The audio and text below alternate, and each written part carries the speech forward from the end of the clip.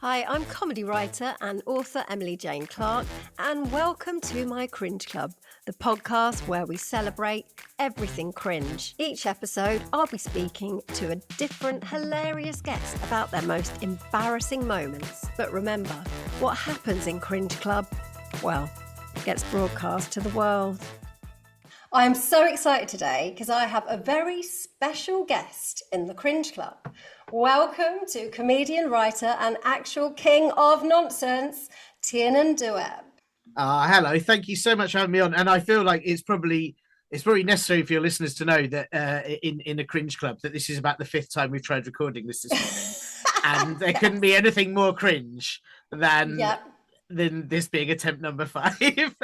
Hopefully this will be the fifth and final take. I should also point out, I mean, I'm sure all the listeners know, when I wasn't insulting you by calling you the king of nonsense, you are actually the host of the hilarious podcast, Radio Nonsense by Comedy for Kids, aren't you? So you're used to a lot of nonsense in your life.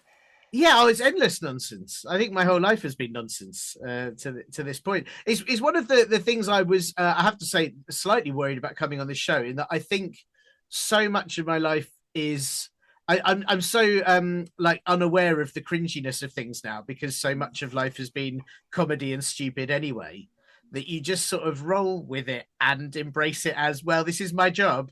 I am an idiot. I'm a professional idiot.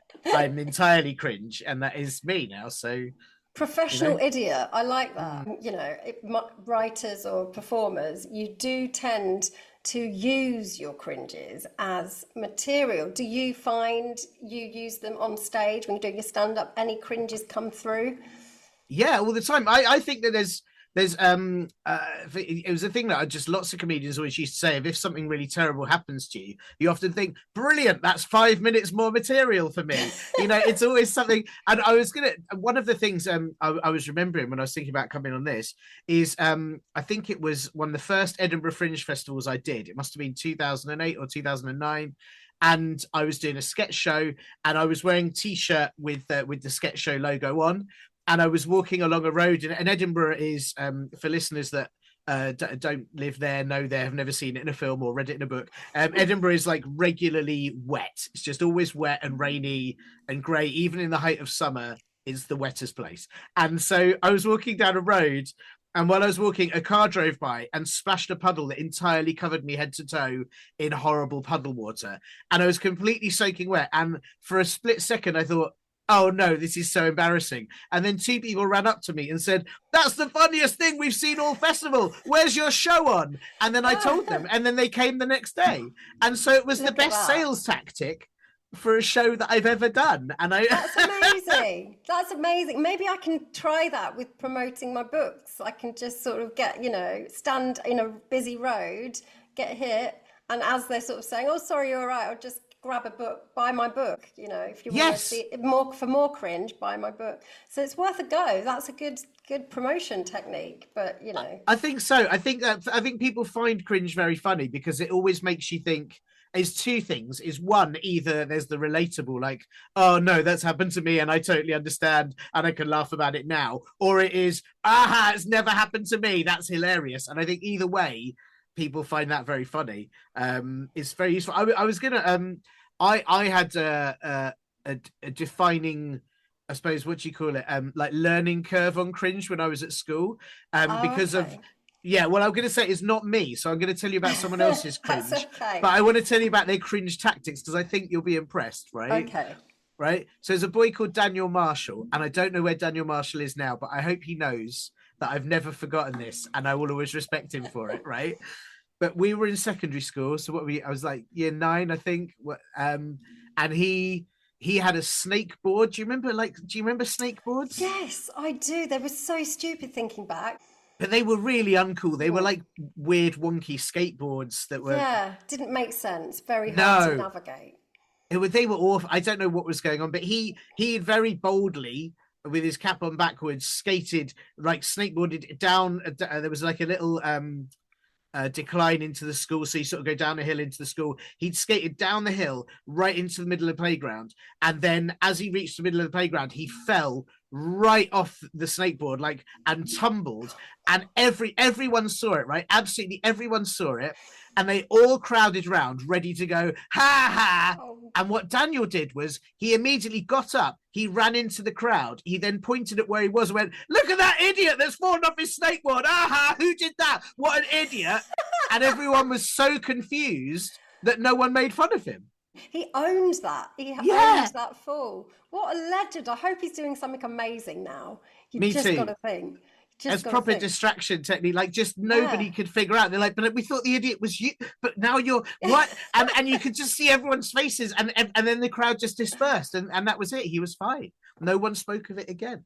That's amazing. I do like that. How about you at school? Were you particularly cringy? Is there any incidents that sort of stand out? Or did you own them like Daniel? Yeah, well, I was an annoying kid that I liked performing, so I was very happy to be regularly just in front of the class doing things, and I think I quite like being the clown. So I was, yeah, I wasn't too well. Again, I think I've probably repressed it if I was cringy at school. I had a friend that is like the endless butt of all jokes, and so I had him to buffer. He's the one that throughout school and university, he's the one that we caught eating pizza out of a bin. You know, he's the one that fell asleep while reaching for a TV remote. He's always the one that did all the things that we laughed about. And so I felt like that buffered me. Yeah. I had things, I think, like I was trying to think what my earliest embarrassing memory was. Yeah. I was really not an embarrassed kid. So my mum tells a story all the time, which I should be embarrassed by now. But when I was 2, I insisted on us going around with my yellow potty on my head because I was a fireman. I was a fireman, right? You got to have a fireman's helmet. That's kind of cute. But my mum was really embarrassed. Yeah. But I'm there going, I'm a fireman. Don't question it. And I seem to be unscathed. Yeah, but I think I had one. The main thing I can remember is when I was, what would I have been, about 9 or 10, I think. And we had gone on a trip to America, and we were in, I think somewhere in New Mexico, and we were in a diner, and it was very American, like just everyone in sort of cowboy boots and things like this. And I took the mustard to put some mustard on my food, and the pot said to shake it. So I shook it, and the lid of the mustard came off and flew over my seat, covering the people behind me in mustard. And one of the people behind me was this huge, tall cowboy in a white cowboy suit and cowboy hat. It was all like cream white suit. And he got absolutely covered in mustard. And I genuinely thought I was going to die. I thought that was the end of me. I thought he was just going to, he was going to take me out for a duel or whatever it is cowboys do. And I thought that was the end of my life. And I was so embarrassed. Yeah. He was actually, luckily, he was very nice. He came over and said, that's okay, son. These things happen. And it was like, oh, phew. But I thought that was, I wanted to curl up right then. That was the end of me. I think that kind of age is when you are starting to feel a bit, we get a bit more that tweeny age. We are feeling a bit more self-conscious about things in many cases. But I think I was a bit like you at school. I was into my drama and performing. So it took quite a lot to embarrass me. But it's only looking back, I realized, because I thought I was really cool. But it's like, looking back, maybe not so much, because not everyone, when you go from primary school, being a performer and sort of making jokes and doing silly shows in front of the other kids, that's quite cool at primary. You get to like year 7 and suddenly that isn't cool anymore. But I still thought it was. And I just remember doing things like in one of the first music lessons in year 7, then the teacher saying, does anyone musical, does anyone want to come up and do something? Someone played a bit on the piano, someone did a bit of violin. I put my hand up, got up, sang Betty Boo doing the do, literally launched in. It's me again. Yes, how do you guess? Because the last time I was literally. And I thought that was cool. Obviously, everyone just sort of looked like, what the hell? But at the time I thought it was cool, but looking back I'm like, what an absolute dork. What did I think that was all about? No one else thought it was cool, that I could rap all the words to Betty Boo. But yeah, so it was more... So I can really remember in like an English lesson we had to do a news report or something, and I remember thinking it was brilliant to sing what was the advert at the time that had that? There may be trouble ahead, and that was my news report, was like starting it seriously and breaking into that. And I think at the time I thought this is really funny, and now I look back and go, why would you ever do that? That's horrifying. Like what a cringe! Like it's such a, you know, I think there's I've got loads like that when you look back, like we did a play in our sixth form, I think, or no, actually it must be maybe it was year 11, I can't remember. But it was like, you know, play as part of drama GCSE or drama A level, I can't remember. And I think we thought it was this really cool play about like how the future, where like, because Thatcher had stopped the milk in schools and how that had affected us years later. And it was all meant to be gritty, but it was absolutely rubbish. Like it was so rubbish and none of it made sense. And we still did it, and it was like 45 minutes long. And we all did it trying to do this gritty acting. And it's only now when you look back and go, you were an idiot. Yeah. Like what is this? And no one cared. No one cared. And you thought you were really meaning, you know, this deep and meaningful thing. That was this message. Yeah, I did drama at college as well, so I can relate to the things you think at the time are going to change the face of theatre or really make people think or make people laugh, and it just, they're just not. So, it's good for dodging the cringe. I think, like, again, though, making you immune to cringe, like drama games are so cringy. And once you've done them enough, you're like, oh, I don't care anymore. Like, you know, the amount of times you have to crawl around like you're an animal, and you think, well, this is embarrassing. And then you do it for 3 weeks in a row and you go, I'll just do it. I think you're right, actually. They should teach drama in schools from a very, very young age, and I think, you know, kids will grow up with higher self-esteem because of it, maybe, because those drama games, they are total cringe. I remember, did you ever do the one where you like have to walk around the room holding hands as you go, you can't break the chain, and like it just must have, and a lot of people do take them very seriously, which is even cringier than the game, I think. Yes, when people... that's the other thing, is you have to be able to laugh about it. Otherwise, it's worse if you're really serious. It's ridiculous. Yeah. Exactly. Yeah. School can be, I think, a very cringy place for all of us, really. But, you know, once we leave that behind, you know, you've left school, maybe you finish university or college, Tiernan, you know, you're officially a grown-up. You've started working, you bought a flat, you got yourself a new cheese grater. You had no cringes then, right? I don't know. I think I was starting to do stand-up then. So like my life was endlessly dying on stage because I didn't know what I was doing. And that was always, I don't know, that wasn't easy for years. Like that still hurt. I fell over while walking on stage once, and the first thing you've done is you've tripped up in front of everyone, a room full of people. That's like, that breaks you. There's no getting the audience back on your side after that, because they just look at you, go, well, you're an idiot that can't even walk up some stairs. You know, I'd sort of forget what my joke was in the middle of a sentence, and then you just have to kind of deal with it. So I think again, I had a whole, I don't know, I had years of really embarrassing myself, and what kind of got me, because I was trying to think if I had anything in particular.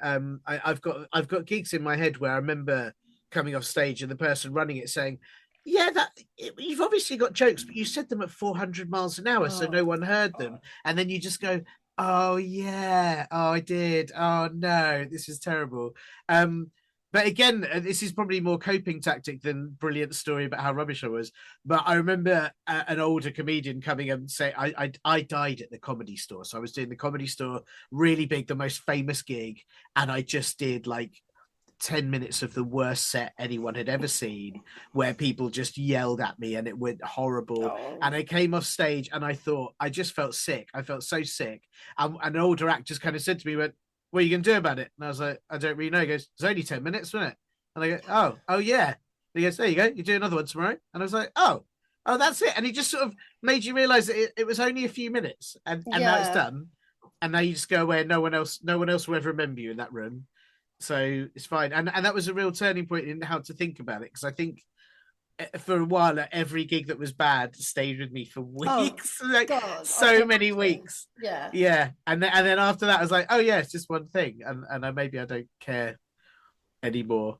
Yeah, I think it's hard. It must be hard stand up because it's not like something you can learn at college or whatever. You've literally got to learn by kind of being a bit crap in front of everyone. You don't just fail a few Yes. exams in private, and then you get better. Like the work cringiest thing must be if just no one laughs. To me, Yeah. I just want to run off stage, but you've got to finish your set, haven't you, and just get get through. So Yeah, I mean, I've mentioned this one a lot actually to people, but I always think 'cause there's always like the worst gigs. Like people say, "What's your best gig?" And I honestly can't remember. I can remember like the worst ones, right? And one of them that I can mention on this show, it was one simply. It was in deepest Wales, and I got announced on stage, and nobody applauded. So that's weird already. Normally, you get a round of applause when you're coming on stage. Nobody applauded, and then for 30 minutes, I got complete silence. Right? I tried talking to him, I tried jokes, I tried stories, I tried improvising, nothing, and then I left to complete silence. oh And then God.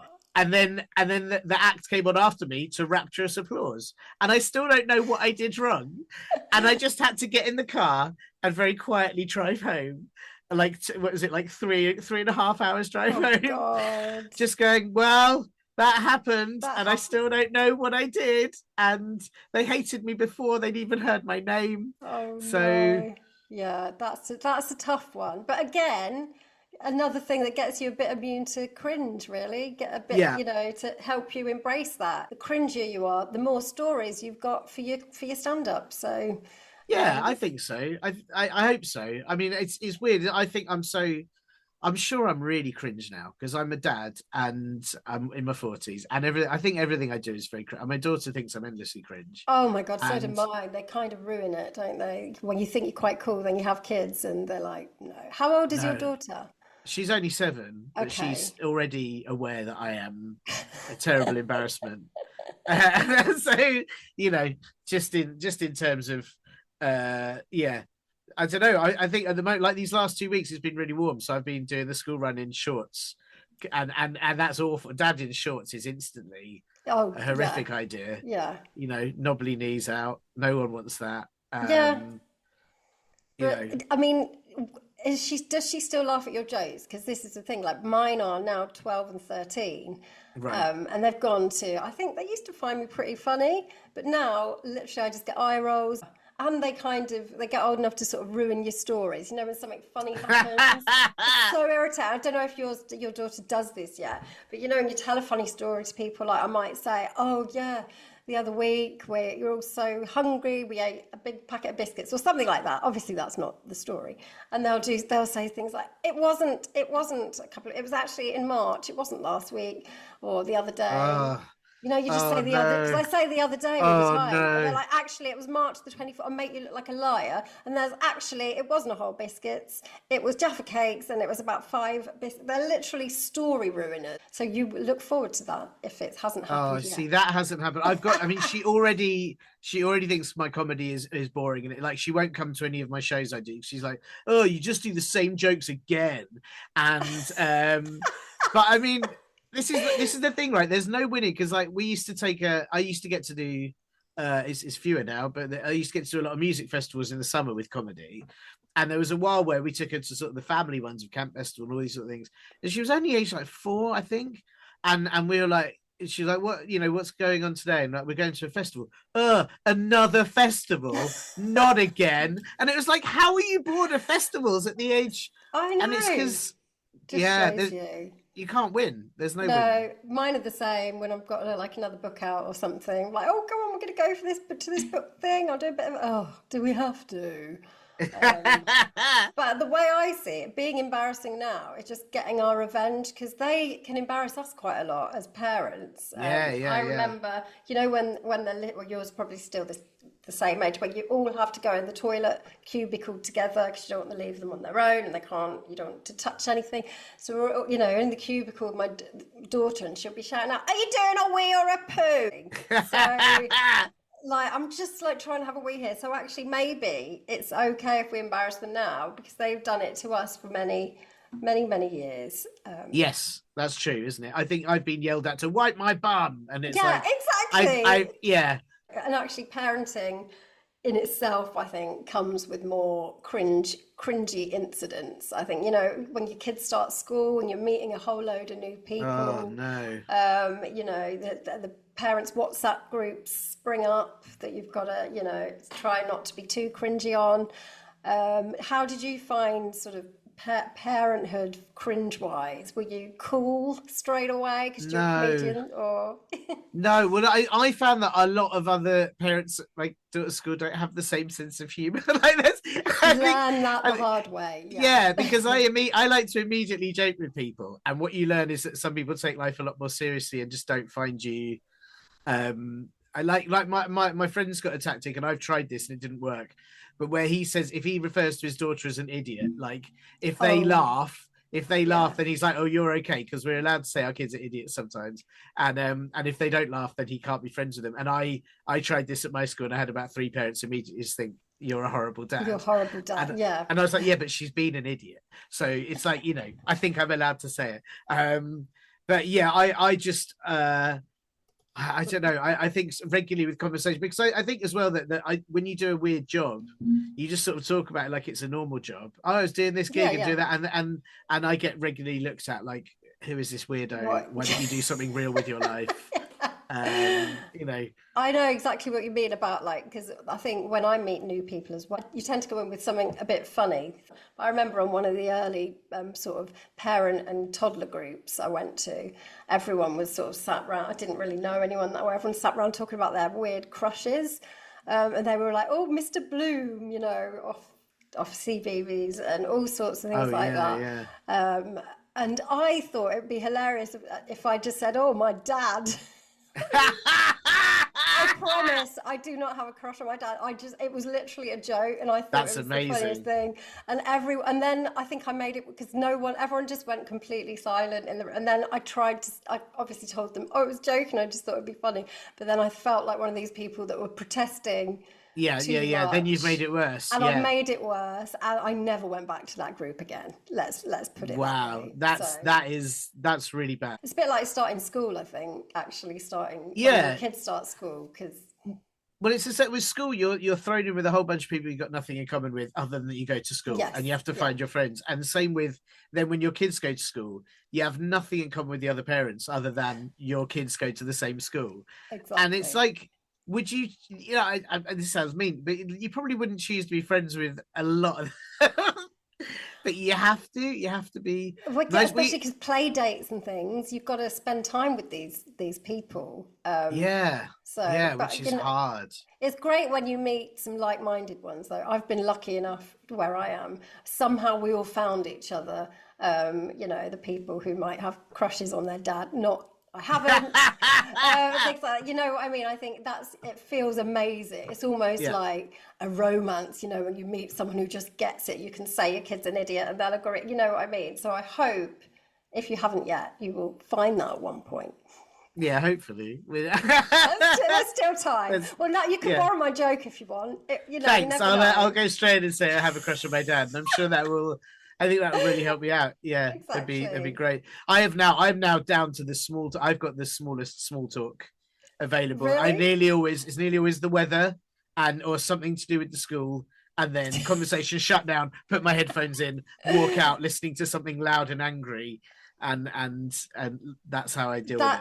That is good skills, in and out, basically. Yes, as little communication as possible. But then you get the thing of now I'm probably seen as the weird antisocial guy. That's true. That's true. Also cringe. Who thinks his kids are idiots? It's not. None of it comes off well, does it? There's no real winning. If you're too enthusiastic, because there's a mum that's really enthusiastic and talks to everyone, but then that's annoying as well. So there's no real I don't know how you win this game. I think maybe I am just a cringy person, and I should. I'm all about embracing it now. As I go, oh, how about you? Are you super cool? Have you got any sort of little cringy hobbies or habits that you would rather nobody knew until now? Oh, I'm definitely not cool. I think it's more that I don't care. Like, Yeah. I think there's a line in that it's not cool. It's that I've given up trying to care anymore.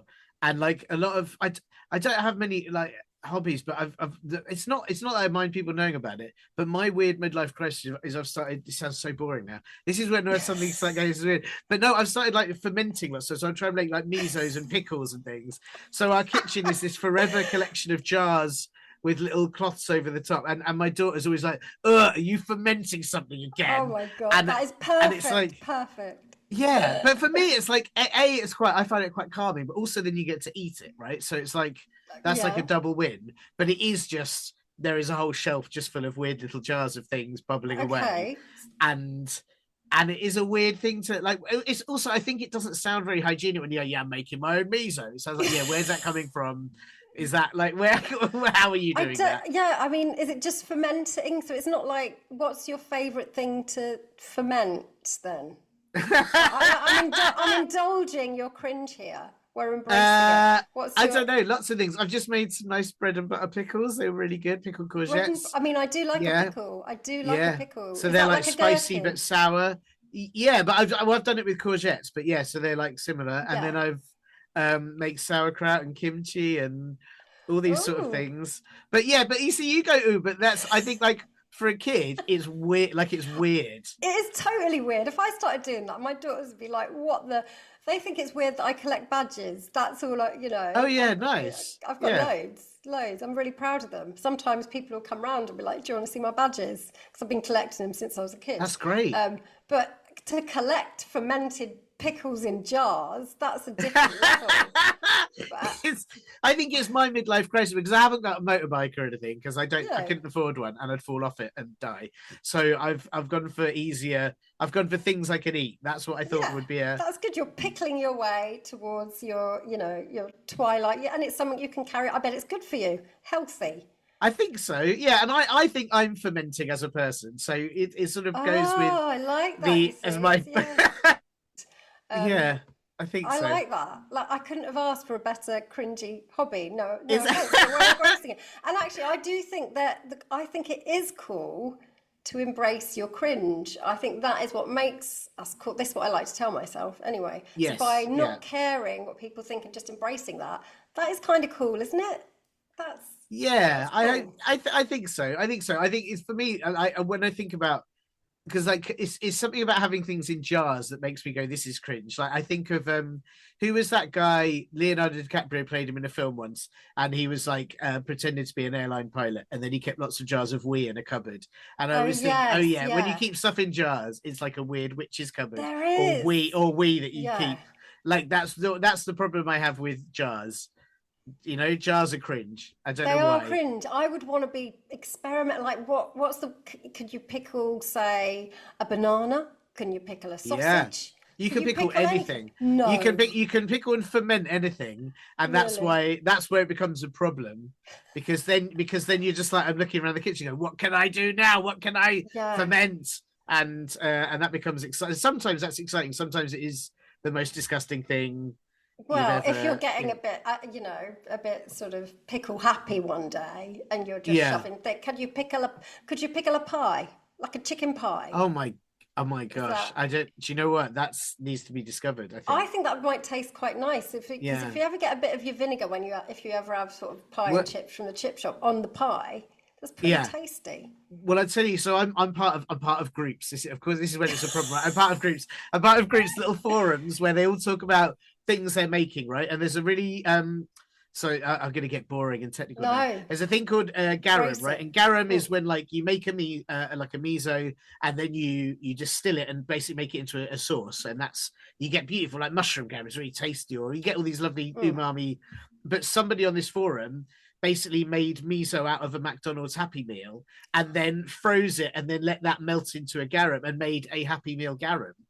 Which I think sounds horrendous, but it sounds disgusting. But also, I have no clue what you're really talking about with all this technical stuff. In my head, it's just like disintegrating into the pickle.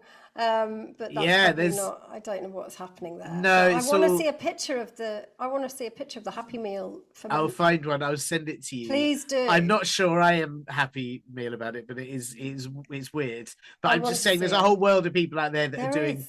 At least they're doing worse things than me. That at least makes me feel less weird. So I hope so. Do you have, anything else you want to get off your chest? So is there any little cringes or embarrassments that you would like to unleash?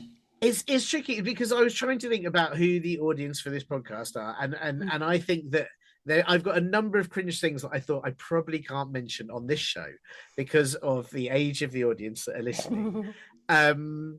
But there were definitely a heap, I think, particularly in teenage years, and particularly when I could first start drinking alcohol. I remember being at a friend's house, and his parents were both teachers, so quite sensible people. They were very nice, but they were quite sensible. And I remember that we had been in his room drinking some alcohol that we had managed to sneak in there when we were probably too young to be doing it. And I had to go downstairs to use the loo, but I managed to slip and go entirely down the stairs on my bum. And I just went dunk, dunk, dunk, all the way down the stairs. And as I landed at the bottom, his mum appeared. And I then had to kind of pretend that I just thought it would be fun to go down the stairs. Sure, I might be 15, but sometimes I like to go down the stairs on my bum, and I don't smell my breath. And, and there was lots of moments like that where you're just having to convince adults that you are definitely normal. Gone through our cringes. So this final part of the show, I like to call Cringers Anonymous. This is where we help, as veteran cringers, a young person. I feel maybe we could give them some advice. So I have got some anonymous cringes that have been sent to me by some teens and tweens who shall obviously remain nameless. So I'm just, they've just given me pretend names. So today's one is this. It is from Orangey Bumdy Bum. And they have said, I put my hand up in maths to answer a question, but when I went to answer, a massive burp came out instead. Everyone laughed. Will I ever get over this? Ooh, wow. See, that's tough. Have you got any advice for Orangey Bumdy Bum? Because anything passing wind, especially at that age, is quite embarrassing. What should they do? Yeah, that's quite tricky, isn't it? I mean, I think you see, I'd say that you have to double down, and I think you have to do it like at least 6 or 7 more times until it becomes your thing. If every time you raise your hand, a burp comes out, eventually the teachers will think you are being a terrible prankster, and then suddenly the tables have turned. Right? Yes, that's a really good idea. One time's embarrassing, but if every time, excuse me, sir, excuse me, miss, burp, right, then eventually that's funny because you're the kid. You're the kid that's disruptive. Thing. And then everyone's just going to think it's a fake burp, which is weirdly always less embarrassing than if it actually happened. That is a good one. I've been thinking about this as well because I obviously want to help this person. I think what I might have, another idea would be maybe to pretend that is just the answer to the question. So, of course, 3 times minus squared plus algebra is burp. Obviously, I'm that bad at maths, I couldn't even think of an example question. But, that's another idea for you, Orangey Bum. You could pretend that it was the answer. If it's science, if it's biology, and it's to do with wind or gas, then you're absolutely in there, aren't you? Yes. Yeah, I think that's very... If you were fermenting stuff, it has to be burps to release the gas. I'm just saying there's... Yeah. Of course. Yeah, maybe this person, Orangey Bumdy Bum, is a fermenter. Well, there you go. And that's why she or he was so gassy. Who knows? But anyway, I hope that advice will help you. I think there's some good tips there. But thank you so much for coming to talk to me. And how do you feel for getting all this off your chest? Well, great, and I hope I've been all right, because I worry, like I said, I think they embrace too much cringe now, or don't, and I know that this is about talking cringe, and so regularly I just think, oh, I don't care anymore. So I hope that was enough cringe to be able to join the Cringe Club. Definitely. You can definitely join our Cringe Club, pickles and all. Thank you. Well, it's been a delight to be here. It's been lovely to talk to you. And before you got anything coming up in life that we need to know about, where can we catch you next? I brought my kids to see you a few years ago, Comedy for Kids that you do. And it was when they were young enough to still laugh at stuff. And you were comparing. But I was like, which is your favourite comedian? They thought you were the funniest. Oh, so that's nice. I bet not anymore. Not that I'm weird and fermenting. Yeah, you're too cringe now in their eyes. Too cringe, but, that's fair. I'll make them listen to this and see what they say. Thank you. Well, I think main things probably are, the Radio Nonsense podcast, which you've been a brilliant guest on. And I also host a Bust or Trust Kids Mystery podcast with the brilliant comedian Athena Kublenu. And that's all about mysteries. I love it. That's a good listen to. Cool. Okay. Well, I shall listen out to them. But thank you very much for your patience as well. It was really nice to talk to you. 5th time lucky. Thanks. Thanks again to Tiernan for joining me in the Cringe Club today. Who knew he was such a keen fermentee? Fermi? I don't know. I wouldn't mind one of his pickled courgettes, though. I should also tell you, actually, that my book Cringe Club is out now, if you fancy a bit more cringe, about 3 tweens that are trying to navigate starting secondary school, and it's all written in like a group chat format. So it's like having a sneaky peek into someone's phone. If you would like to submit an anonymous cringe, then we might be able to help you. So get your grown-up to email me on cringeclubcrew@gmail.com or find me on Instagram at emilyjane.clark. Obviously, grown-ups are quite welcome to submit theirs too. Keep on cringing. See you next time.